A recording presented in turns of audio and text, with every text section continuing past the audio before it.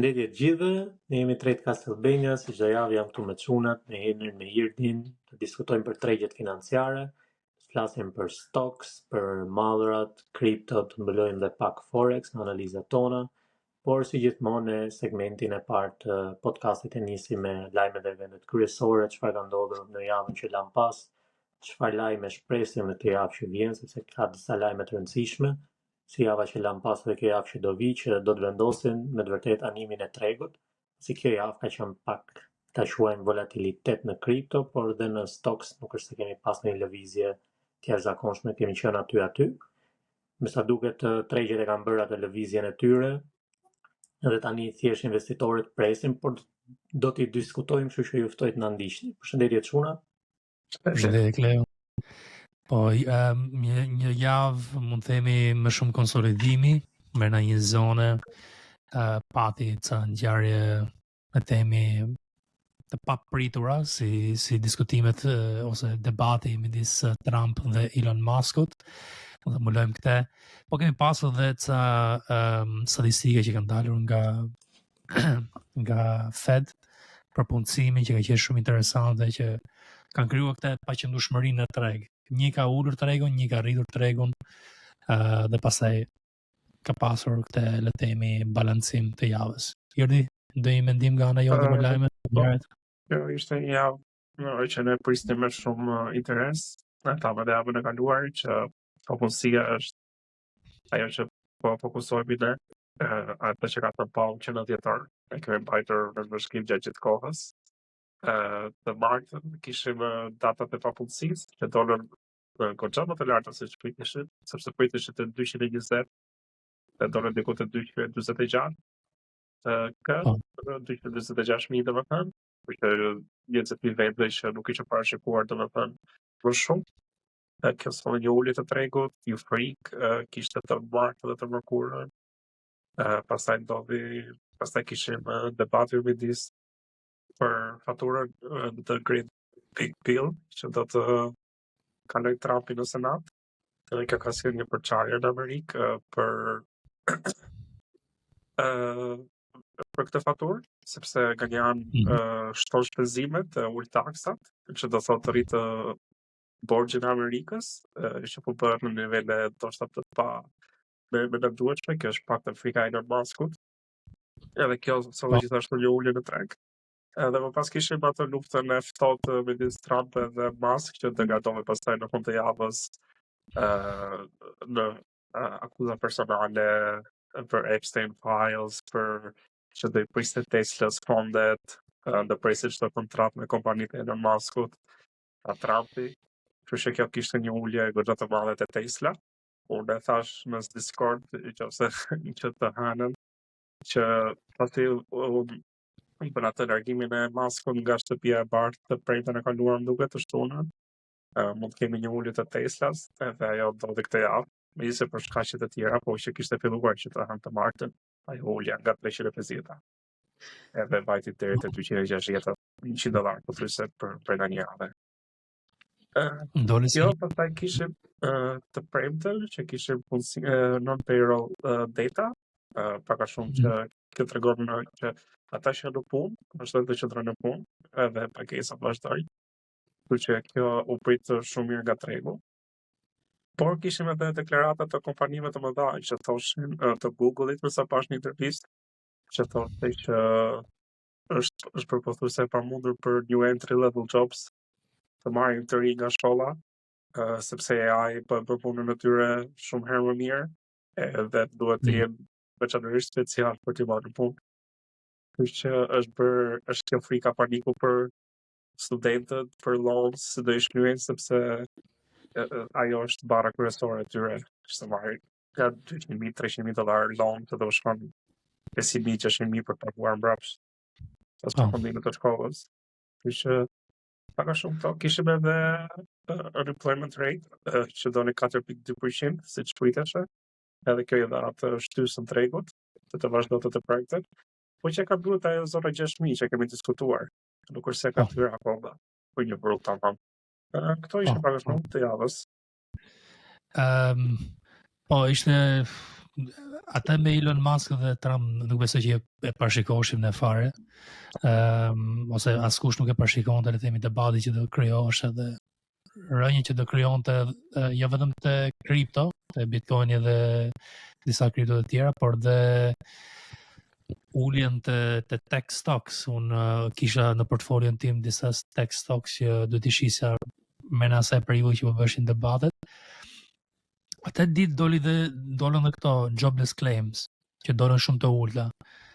Mu duk më shumë si një mënyrë për të mbuluar problemin e punësimit, debatet e tilla, ose doli le të themi situata si ku e mbuloi atë problem, sepse 2 javë rresht rritje të kërkesave të papunësisë në Amerikë dhe më të lartë se sa parashikoshin 2 javë rresht. E kam thënë që vitin e kaluar që këtë shenjë po shikoja unë në treg për të kapur pak më herët pritjen e një recesioni. Dhe ndoshta jemi shumë afër për mendimin tim për disa muaj. Ishte edhe një Twitter Trump, Elon, që tha Trumpi do të Amerikën në recesion. Kështu që është plani Trump diçka e tillë, kishte për një Twitter, kështu që po edhe kjo ndikoi në uljen e tregut atë ditë. Po foli dhe ai për këtë, më shumë foli për tarifat, që tarifat do të çojnë në një recesion, po unë aktualisht e mendoj që do ndodhte gjithsesi, edhe pa tarifa do ndodhte si situatë, sepse recesioni është një cikël normal ekonomik që duhet vi.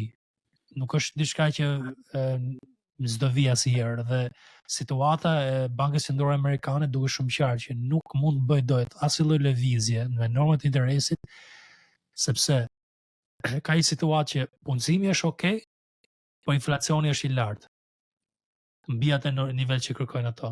Edhe janë le të themi situatë stagflation, mund ta quajmë, ose diçka të tillë që rrim pa lëvizur fare.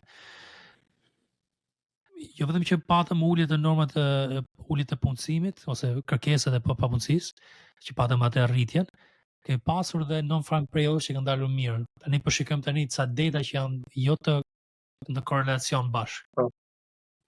Ato që janë në punë, po çuditshme. Ata që janë në punë po rrinë në punë, po ndërkohë që papunësia po rritet. Është edhe një grafik tjetër, më duket, që tregonte papunësinë nëpër sektor, edhe sektorët qeveritar kishin humbur jashtëzakonisht shumë personel, diku te 20-30%. Kishin sektorët e tjerë të këtyre të eksporteve dhe të importeve, punonësit e doku të këtyre që kishin humbur goxha të puna. Që duket domethënë që impakti tarifave do filloj të përshkallëzohet, ndoshta në muajin e vazhdim ose vazhdon një trade war. Kjo është situata, i bin që ato që janë në punë kanë rroga të mira dhe inflacioni vazhdon të jetë i lartë. Nuk kemi ndonjë ndikim të ndjeshëm te unemployment rate që vin pak më vonesë. Kjo jobless claims vin pak më herë sepse shikosh çdo javë. Dhe gjëja tjetër që do shtoj këtu është një statistikë që kam bërë ose një artikull që lexova unë, që quhet Challenger Job Cuts për janar deri në maj, ndava këtë në Discord privat që e kemi ne, edhe të Telegrami, ka kapur çdo vit nga 2018 deri në 2025, dhe 2025 është viti i dytë më i lartë për heqje pune në krahasim me këto ose në këtë periudhë 7 vjeçare. Viti më i lartë është Covidi. Po Covidi mund ta themi që ishte një situatë e jashtëzakonshme, një black swan event që ndodhi, që u hoqën nga puna 1.4 milion në janar deri në maj 2020. Kurse 2025 çfarë po ndodh këtu? Nuk ka ndonjë shenjë negative në ekonomi, po prapë po hiqen nga puna. Ka shumë job cuts për këtë periudhën 5 mujor të parë. Edhe po hoqë këtë Black Swan event, po hoqë eventin e 2020-s komplet, edhe man vetëm vitet normale, është më i lartë i 2025-a. Diçka tjetër Diçka tjetër që lidhet me atë që tha CEO i Google është që studentët po gjejnë dot hapësira pune. Edhe kjo e rret atë kërkesën e papunësisë. Do të thënë ata që janë në punë, po personat e ri për të punësuar është bërë shumë e vështirë. Për shkak të industrive që po zhvillohen, për shkak të AI-s, Që edhe kjo ndoshta ka sjellë të impakti që jobless claim rritë të larta, po ndërkohë që payroll çndron në nivele të mira. Akoma s'kemi parë dhe impaktin e AI-s te punë të ndryshme. Nuk është janë implementuar komplet, nuk është implementuar akoma teknologjia e AI në për vende pune, ose ku mund të zëvendësoj. Edhe kështu që s'kemi parë te fatura e Trumpit ishte që shtetet nuk kanë të drejtë të rregullojnë AI për 10 vite. Vetëm qeveria federale, domethënë shtetet do të kenë të drejtë të rregullat e tyre për AI. Edhe kjo ndoshta sjell atë impakt. E kuptova. Por sektori që kanë pasur më shumë humbje pune ka qenë shërbimet, retail, që janë dyqanet, dhe sektori teknologjik. Arsyeja është shumë e qartë, teknologjia kuptohet sepse duke avancuar teknologjia përdoret më shumë AI se sa persona që bëjnë punën manuale, koduset për shembull janë ulur komplet. Kërkesa për kodus, sepse ChatGPT shumë lehtë mund të bëj kodimet për 5 minuta ose për gjysmore, duke i dhënë disa prompts. Retail, po flasim për sektorin e dyqaneve, shumë punë në për dyqane po bëhen tani automatike. Mund të hysh në kasë e pagun vetë direkt, jo të rri një person që të bëj blerje të skanoj çdo gjë. Edhe ka dhe teknologjitë të tjera që ato i përdorin, për shembull edhe për security mund të përdorin kamera që kapin çdo gjë. Edhe kështu që kanë hequr shumë njerëz themi nga retail dhe pastaj shërbimet. Çdo shërbim mund të krijohet le të themi një farë mënyre automatike për të ofruar atë shërbim me AI ose me avancime teknologjike. Dhe kjo ka qenë themi mendoj ona disa nga arsyet kryesore se kemi pasur kaq rritje në heqjen e punëve. Një problem tjetër që është në Amerikë është mbyllja e bizneseve të vogla, pasi ka ardhur duke u shtuar me çka kanë vënë jon. Shumë biznese po falimentojnë, shumë vende pune po shkurtohen edhe nga bizneset private, pasi nuk kanë mundësinë për t'i përballuar, ose disa po mbyllen dhe disa mezi po mbijetojnë, to janë për shkak të tarifave, për shkak të gjendjes që ka Amerika, por me sa duket janë thjesht shifra të fshehura, mund ta quaj, dhe ndoshta në të ardhmen do të kemi atë recesionin që do të vi për pasojë të këtyre problemet ose gjëra të tjera që ne i kemi diskutuar ose që do vinë në vijim. Po javët e kaluara kemi diskutuar dhe për borxhin personal. Jo vetëm na për karta krediti që kanë në nivele të larta amerikanët, por dhe borxhi i kredive të shtëpive që nuk i paguajnë dot. Prap po shtrëngohet të themi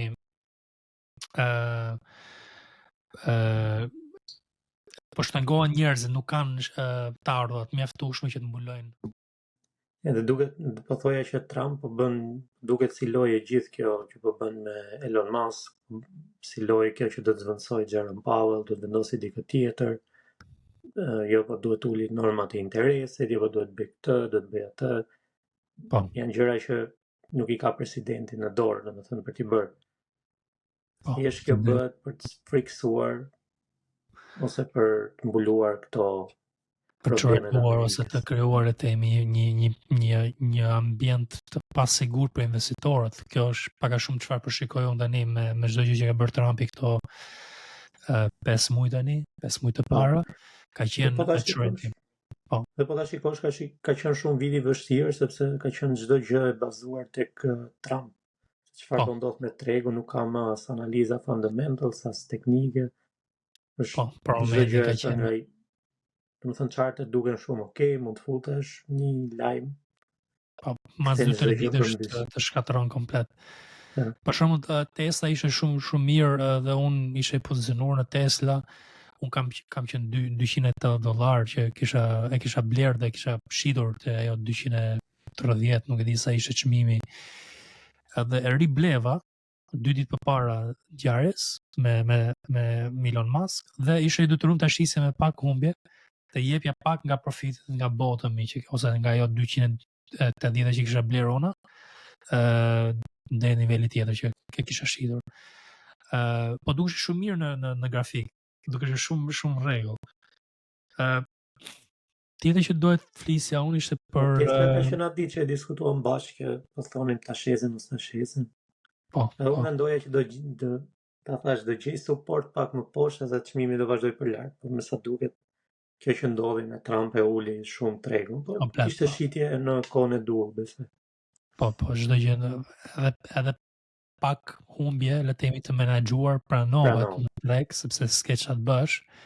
Por do të thojë që edhe unë që ju isha i ripozicionuar në Tesla, më kapi sepse nuk pritesh ka ca gjë që edhe nuk i pret dot në treg. Te ajo aspekti i Trumpit, i Elon Muskut ose gjërat e tjera që dalin nga Trumpi gjithmonë të papritura. Kemi pasur edhe DeepSeek që ndodhi në fillim të vitit në janar, që e uli tregun papritur. Kemi pasur shumë ngjarje të ndryshme që na ka pasur le të themi impakt negativ. Patëm dhe këto non-farm payrolls, të thojë një gjë këtu që emulova dhe të Telegrami, prandaj ftoj të gjithë dëgjuesit tonë që të shkojnë te Telegrami, linkun e keni më poshtë te përshkrimi i videos, se këto që diskutojmë këtu te podcastin e gjatë javës i diskutojmë edhe në Telegram dhe unë ndaj analiza gjatë javës në Telegram. Për non-farm payrolls tregon që ekonomia amerikane është akoma e fortë. Do të thotë që probabiliteti për të ulur normat e interesit përpara shtatorit është ulur.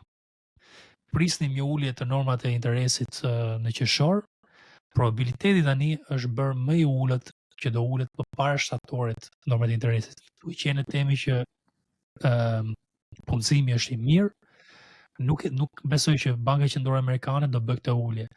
Pa ulur normat e interesit, logjika është që tregu nuk do të çlirohet. Sidomos asetet më të rrezikshme si altcoins, që shumë nga dëgjuesit ton kanë dëshirë që të ketë një alt season, nuk çlirohen dot, do ketë vështirësi të çlirohet ai treg, sepse duhet kapital i lirë.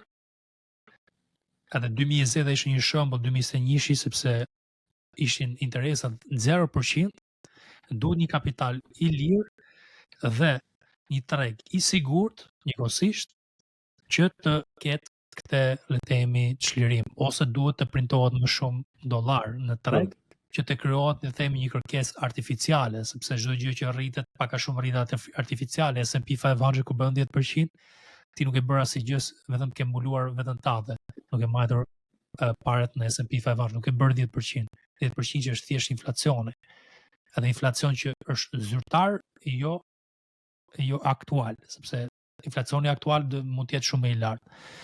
Kështu që po shikojmë situatën tani që duke qenë i fort punësimi, besoj që qershori nuk kemi pasur ulje normat e interesit, dhe ishte shumë e papritur.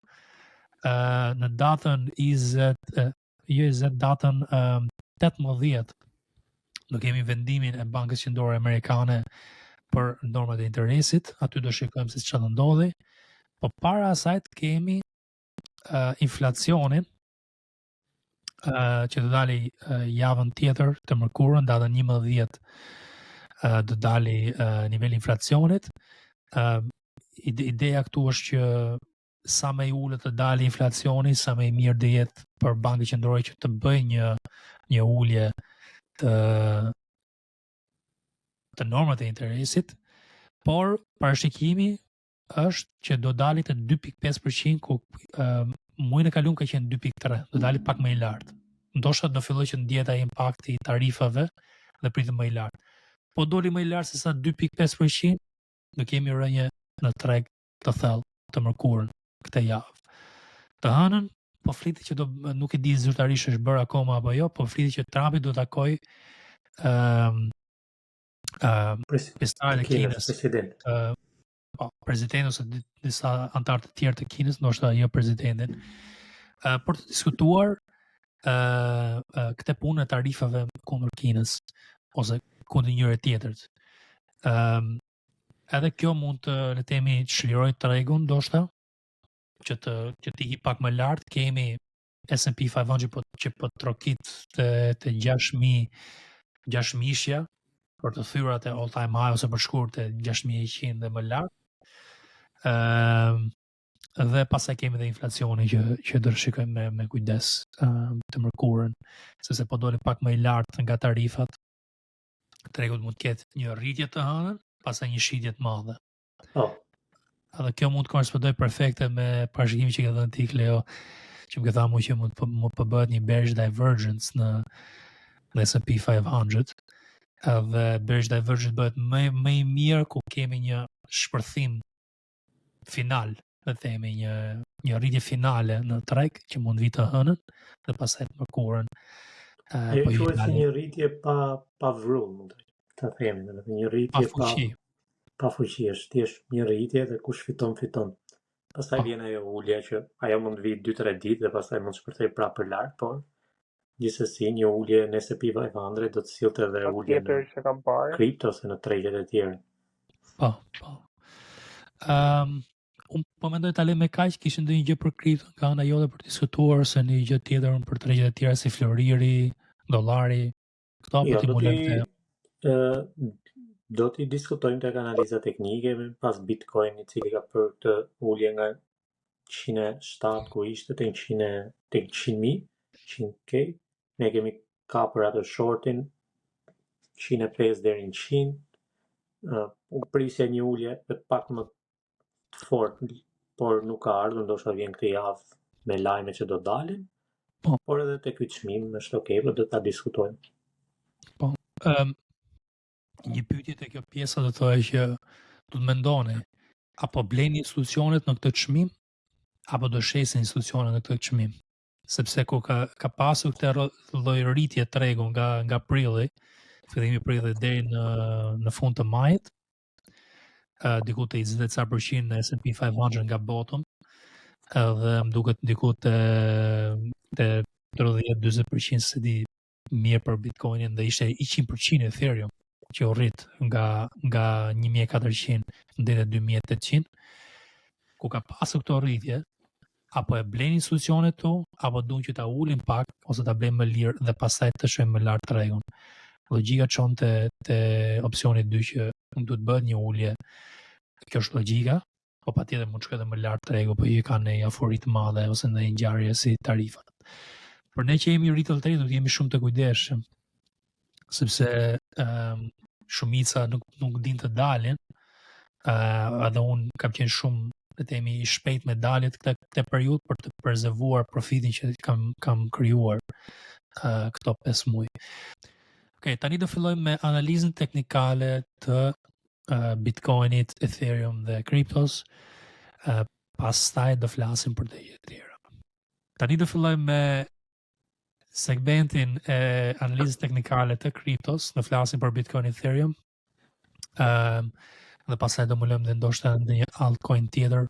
Do diskutojmë ndoshta një altcoin që kemi trajtuar shpesh te Discordi, që ka qenë TRB-ja, dhe kemi fituar TRB-s ka turbu. Janë turbu çuna të TRB-s në Discord. Edhe në Telegram kemi ndarë këto fitime. Por do flasim më shumë për Bitcoinin dhe Ethereum për të parashikuar themi gjendjen e tregut. Në ekranin tim kemi Bitcoinin. Javën e kaluar të shtunën të dielën kur kemi bërë këtë podcastin e kaluar, po thuaj që mendoja që do shkonte deri te 108, 109, 110 deri te 110, 107 deri te 110 e kisha unë në zonën time. Ka gjetur rezistencë të fortë. Ndoshta duket pak si më shumë zhurmë këto vizatimet, po ke pasur 1 herë, 2 herë, 3 herë, 4 herë rezistencë kjo zona 106, 107 dhe pastaj një rënje.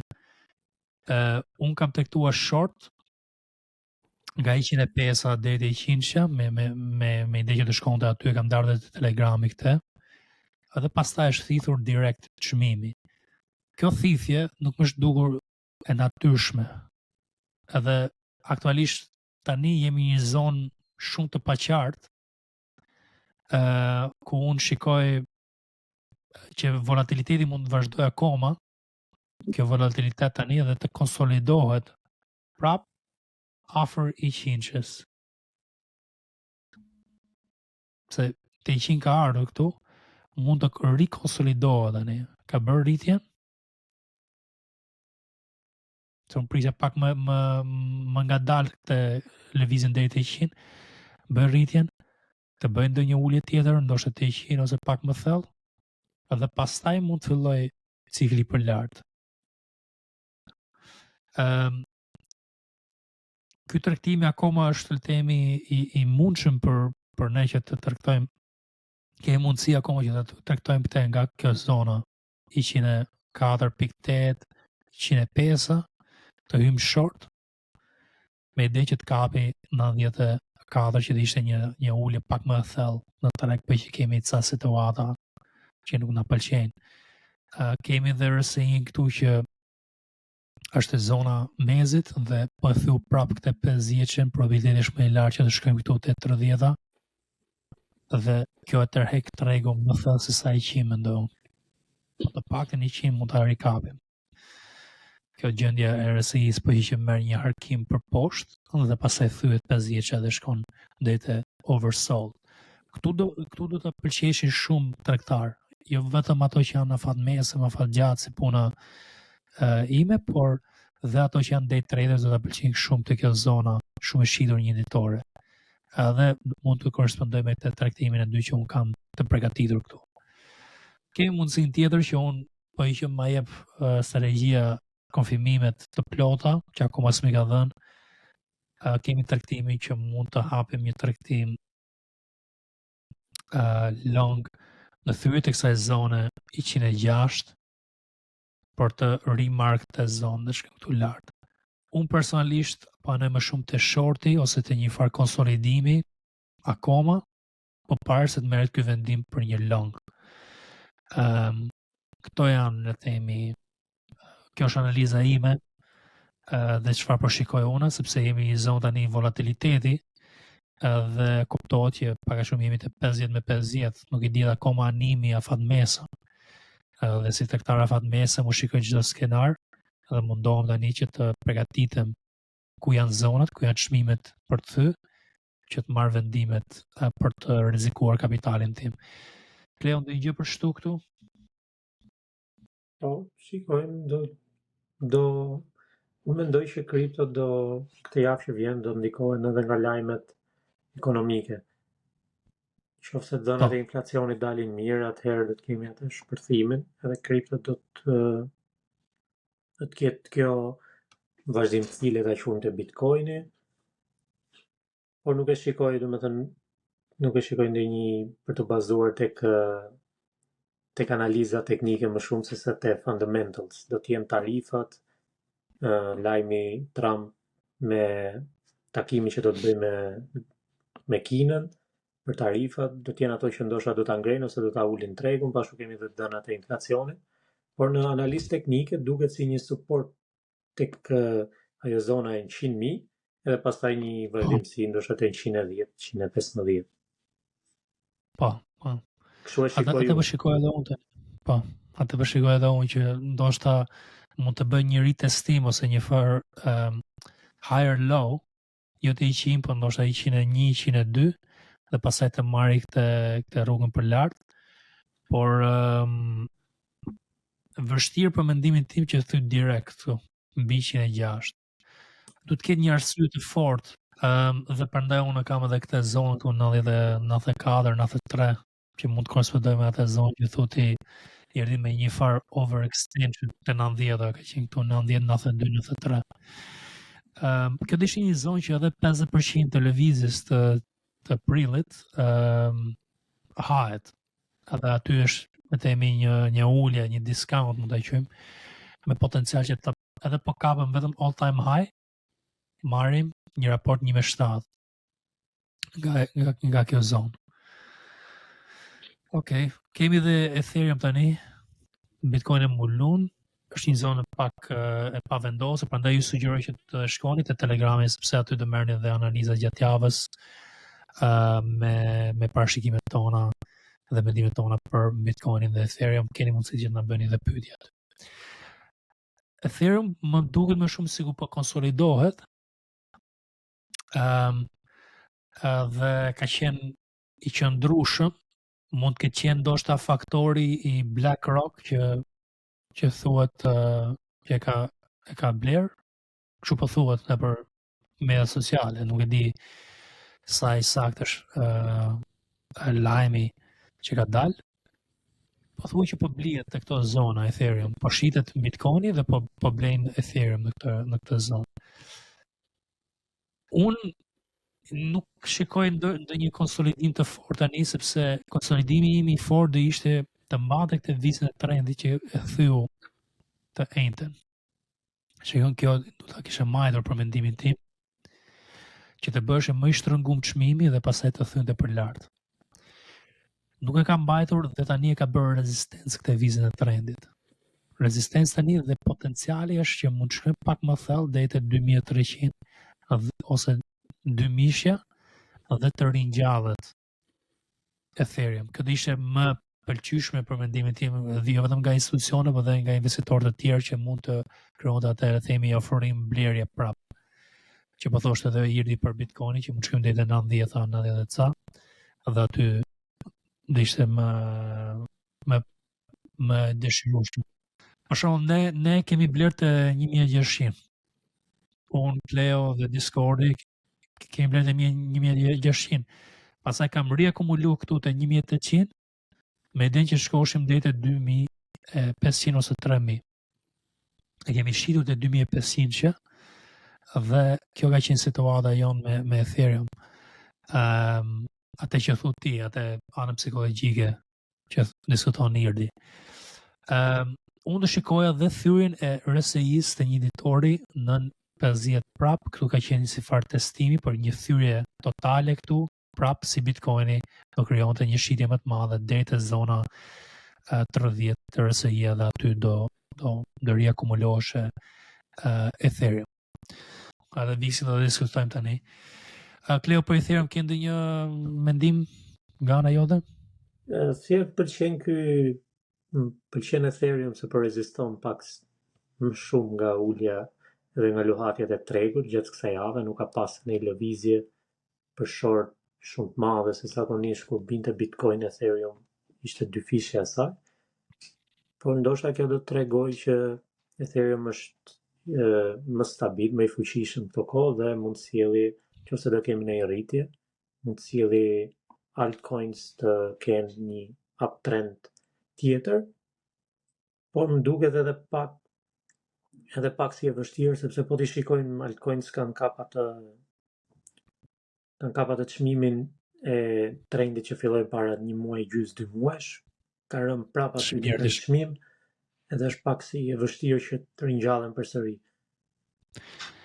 Atë mund të shikojmë për shembull Solana, mund të shikojmë Dogecoin, ca nga që mund kapin te një meme coin, te një nga më të qëndrueshme.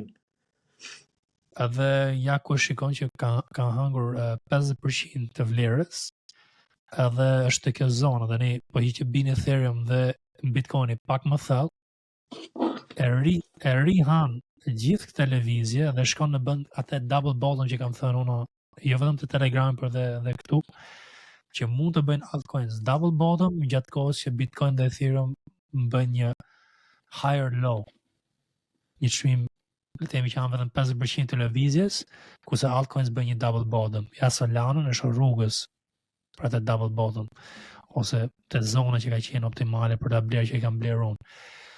Ke pasur kemi dhe Dogecoin. Shikoj, Dogecoin ka filluar lëvizja. Kjo është meme coin, kuptohet. Prandaj po emuloj edhe këtë. Ka filluar lëvizja diku te zona 16.2. Jemi tani te 18. Ka shku deri te 25. Ka hangur shumicën e lëvizjes e tregtimit që ja vlente. Se këtu ja ka vletur tregtimi të Dogecoin, të zona 17-18. Edhe kjo është situata me kripto nga ana jon.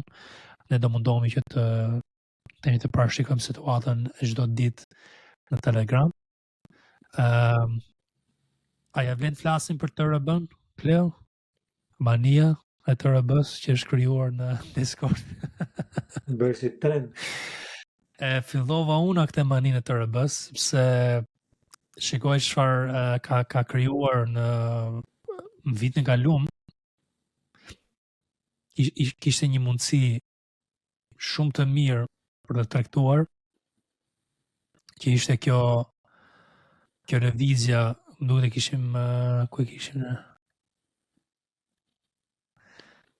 Unë në Kleku e vëzhgoshim në 2023-2024, nuk e maj men, që shkoj dete $600 dhe unë e kam majtur në vëzhgim gjithë kohës, me idenë që ta kap një lëvizje të mirë si ajo lëvizje. Edhe fillova ta tregtoja këtu, te kjo zona, shikon? Kjo zona këtu te $30, e shitet te 50, e ritregtova te 50, e kapa deri te 65. Kam bërë 2 tregtime të mëdhaja. Edhe ca nga çunat e Discordi që kemi Discordin privat kanë tregtuar këtë, kanë ardhur te Telegrami. Kemi tregtuar këtë lëvizjen këtu, dhe pastaj ato kanë hyrë short. Edhe kemi tregtuar çdo val brenda kësaj lëvizjeve që ka bërë TRB-ja. Edhe long dhe short. Pastaj shikoj këtu kemi pasur tregtim për 25% këtu, që ta të kuptoni pse kemi tregtuar këtë më shumë, potenciali 55% deri te 100% që kapa unë. Dhe pastaj rënja këtu nga 60 ca që kemi kapur deri te këtu 35. Volatilitet me dallë të mëdhaja. Edhe këtë shorti këtu për 17 dhe pastaj longu më prapë. Dhe tani fillon që po shtrëngohet prapë çmimi.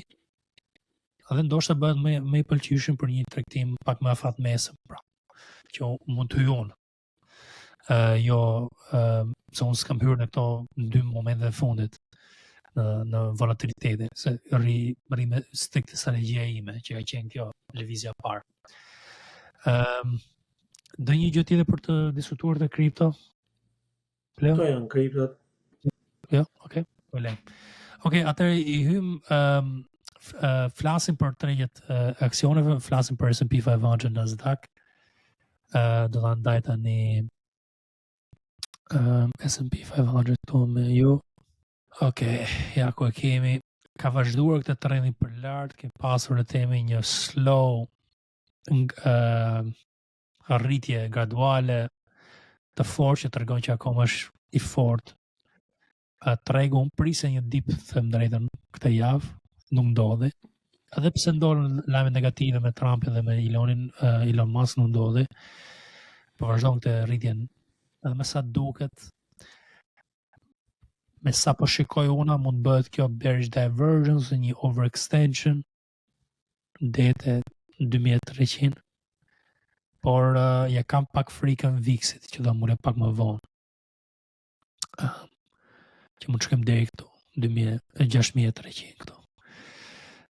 Se RSI akoma ka potencialin që të vazhdoj, po do jetë një rritje graduale me probleme. Sa po shikoj unë.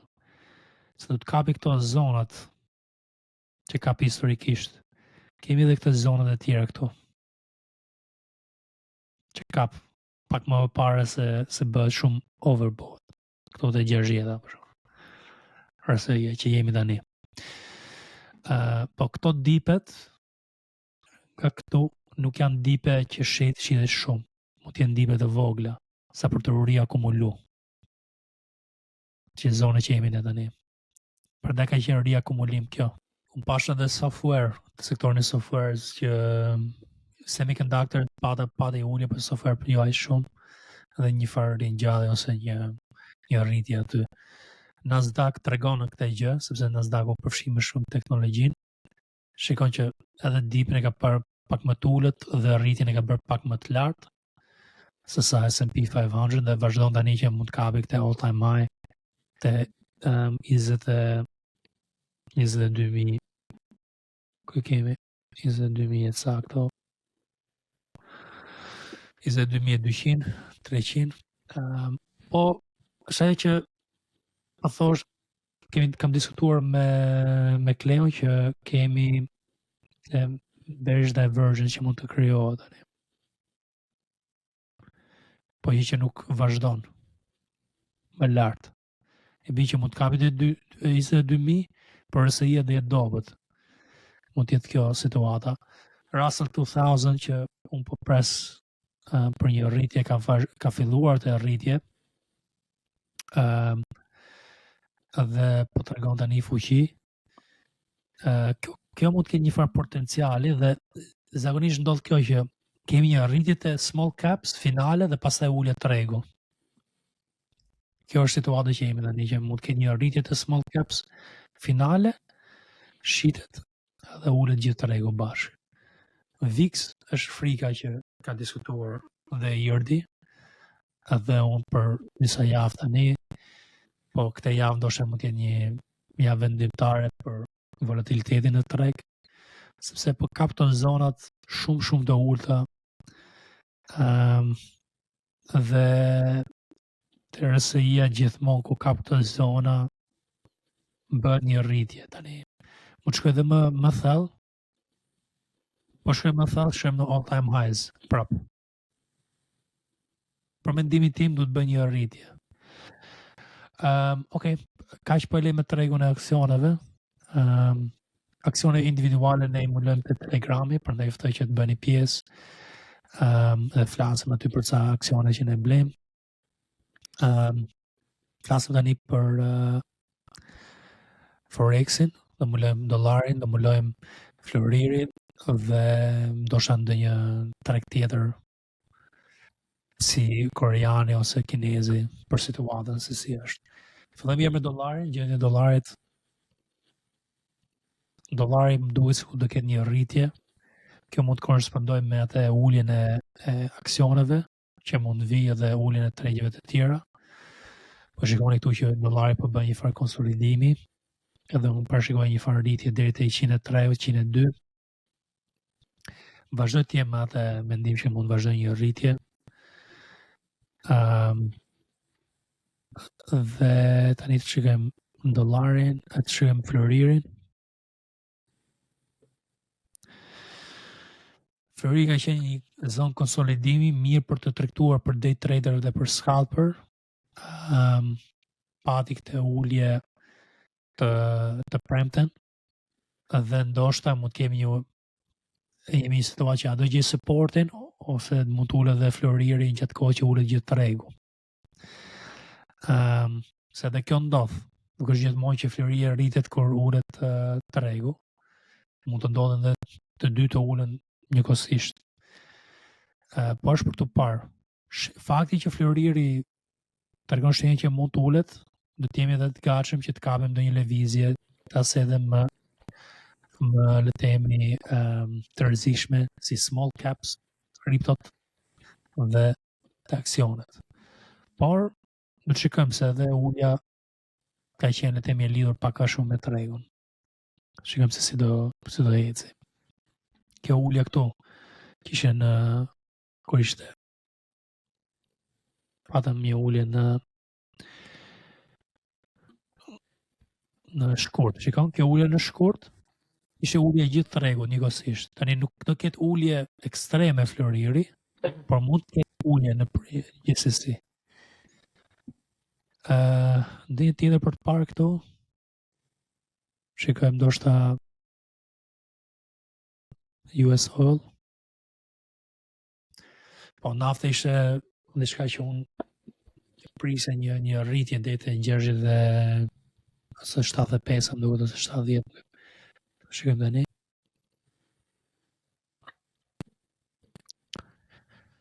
Gjashtë e pesa e prisja të kjo zona këto atë ka kapur. Tani kemi 72. Mund të ishte kjo si tip gap fill. Shikon këtë gap fill këtu që mund të ndodhi. Kjo dhe ishte tregtimi që edhe ja ku e keni që unë kam thënë përpara disa javësh që mund të filloj nafta në rritje dhe mund të jetë sektori i energjisë në rritje. Që kemi tregtuar, unë kam tregtuar më shumë në sektorin nuklear se sa naftës, po kjo ka qenë situata, vazhdoj që mendoj që mund të shkoj deri te 70. Te kjo gap fill ndoshta një mendim. ke pasur tregun korean që ka pasur një rritje ose një ringjallje, kjo tregon që tregjet alternative kanë rritje dhe ndoshta tregu amerikan do ketë ndonjë ulje. Koreani ka vazhduar këtë rritje këtu. Kinezi me këtë rritje. Kjo ka qenë pak a shumë e lidhur me tregun e Amerikës. Edhe kaq ka ana ime, nuk e di ndonjë gjë tjetër për të mbuluar në anën teknikale, Iri dhe Kleo, po patët më thoni ose e mbyllim me kaq për sot. Efton? Po. Por ndonjë gjë tjetër gjatë javës, po doli ndonjë lajm i papritur, po doli le të themi, po që doni të dini mendimet tona për inflacioni që do dalë datën 11 ose ngjarjet e tjera që mund të ndodhin me Trumpin dhe me presidentin e Kinës për diskutimet e tarife që të bëhen të hënën në Londër, mund shkoni te Telegrami jon, aty ne diskutojmë të gjëra çdo ditë dhe komunikojmë me antarët tonë. Jemi 1300 antarë tani dhe ju ftoj që të bëni pjesë e grupit. Që të bëni pjesë e grupit do të klikoni te linku më poshtë te përshkrimi i videos dhe të çon direkt te Telegrami. Pastaj kemi edhe media sociale të tjera që nuk i përdorim shpesh, por ndonjëherë unë bëj ndonjë TikTok live gjatë javës ku ka ndonjë ngjarje të rëndësishme. Për më kaq, faleminderit shumë, shihemi javës tjetër.